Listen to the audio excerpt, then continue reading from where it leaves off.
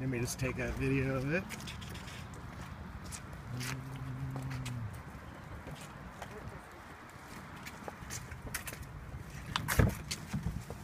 All right. What are we sitting in front of? And what's the name of this car again?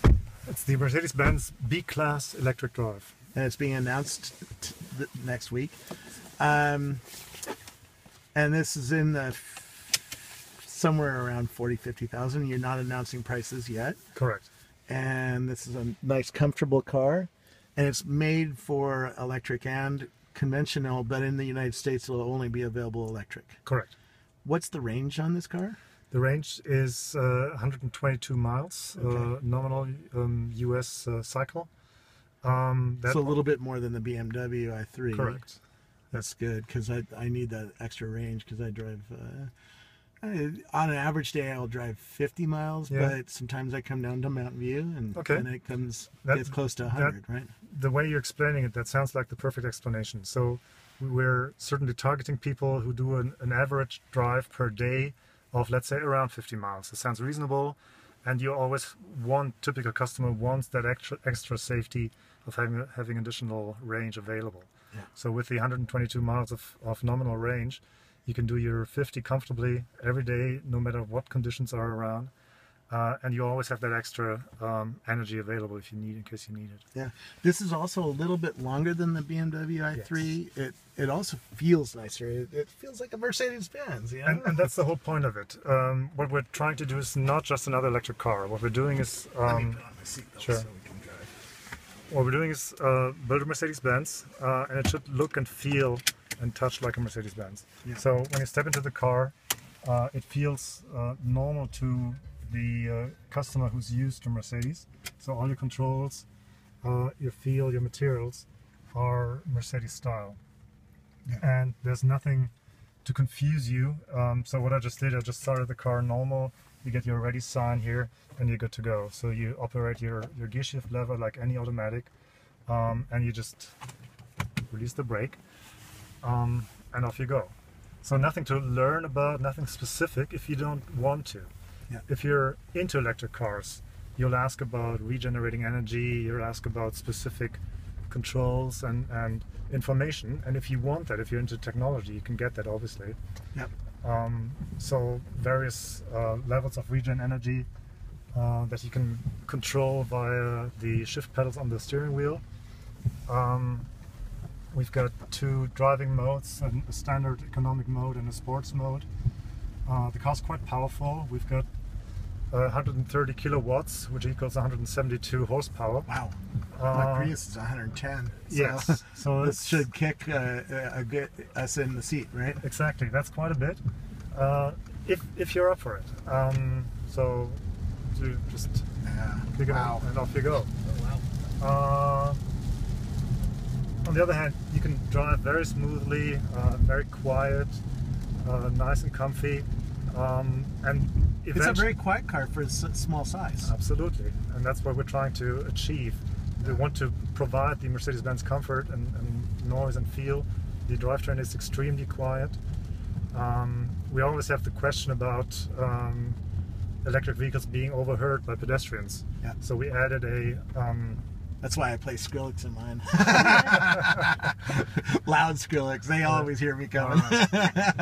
So there's an artificial sound generator that sends out a rather low sound towards the front right of the car to alert pedestrians. You won't hear that in the interior, so we're trying to isolate that sound from the passengers. Do you have any driving assistance? We talked about autonomous vehicles. Are you doing like front-facing radar yes. or anything like that? Because the BMW does not, and that was a major minus for me. Because my Prius has front-facing radar. We call it radar-assisted cruise control, right?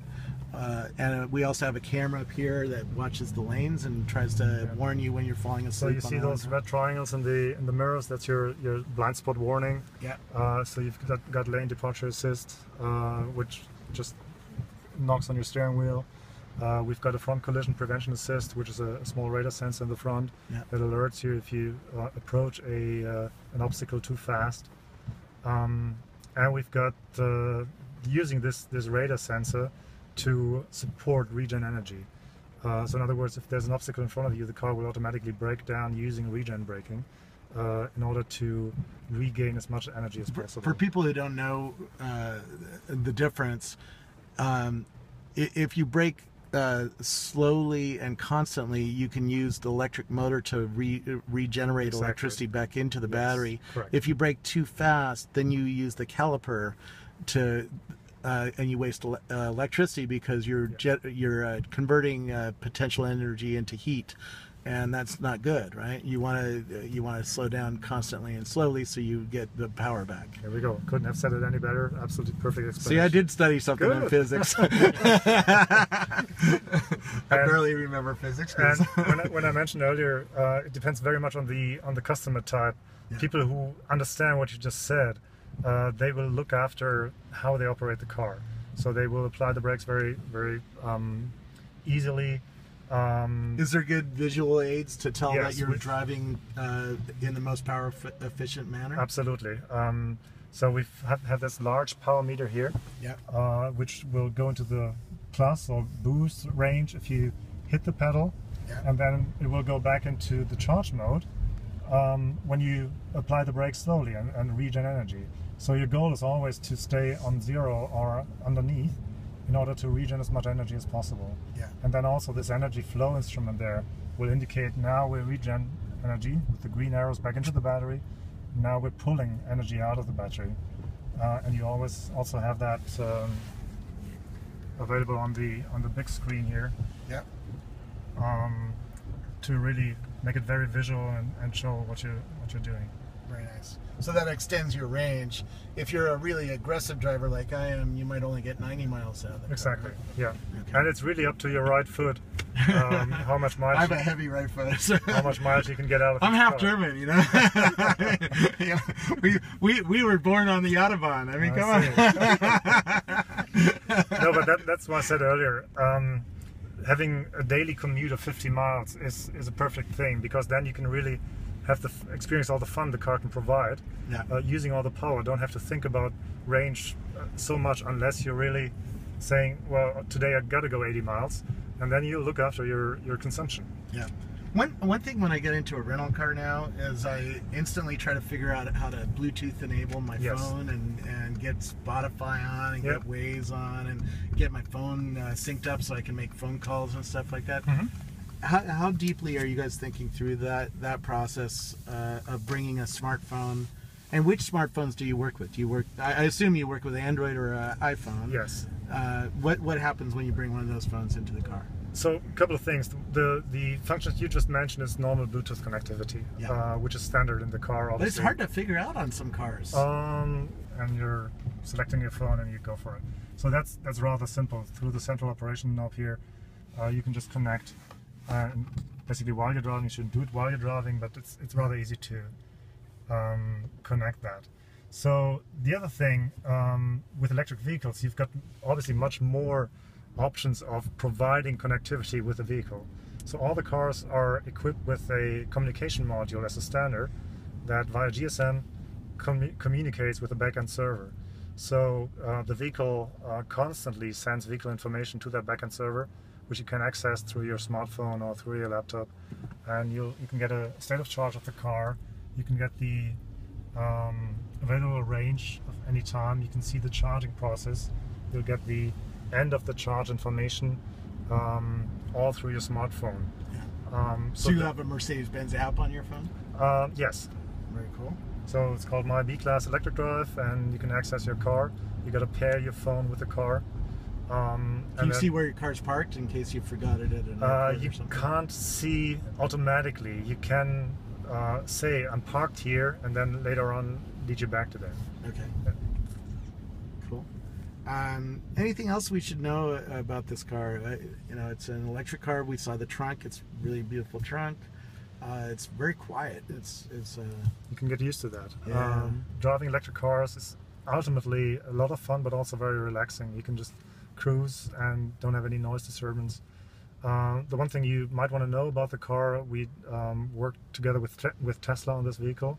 So the drivetrain and the battery is provided by Tesla. here from Silicon Valley, as you know. Yep. And that's a very fruitful cooperation in Yep. this particular vehicle. We worked, Elon Musk is the man. well, he's got a lot of good people there. Yeah. And we worked with Tesla before on other projects, so this is the latest one. And yeah, we're very happy with that. Yeah. It's available this fall in the United States. This summer in the United States, Okay. and later this year in Europe. Very cool. What's the, if I'm in Europe and on the Autobahn, what's the top speed on it? Top speed is 100 miles an hour, so we limit it to 100 miles. Is there a reason for that? Well, The it's engine's- consumption. Yeah. The engine is capable of much more. But above that, the consumption goes really through the roof, and it doesn't make a lot of sense to drive much faster with electric vehicle. Yeah. If you are in the unfortunate place of getting in an accident, what does the car do to protect you? The car's got all the safety systems features that you would expect from Mercedes. So in other words, airbags around you pretty much. So you've got your driver passenger airbag, obviously. You've got knee bags, you've got side bags. Because it's front-facing radar is not on every version. Is that an option? No, it's on every version. It's on standard, every yes. version. So does it predict that you're about to hit something, and does it Yes. start doing things? Yes. Okay. So the standard safety systems like ESP, ABS, obviously, Yeah. the airbags, and then, as I said earlier, the basic platform of the vehicle is ideal for making an electric car out of it, because it provides a very safe environment for the battery. Since it's placed in that semi-sandwich, it's right beneath long members, right behind a cross member, high up in the car, so the battery is well protected.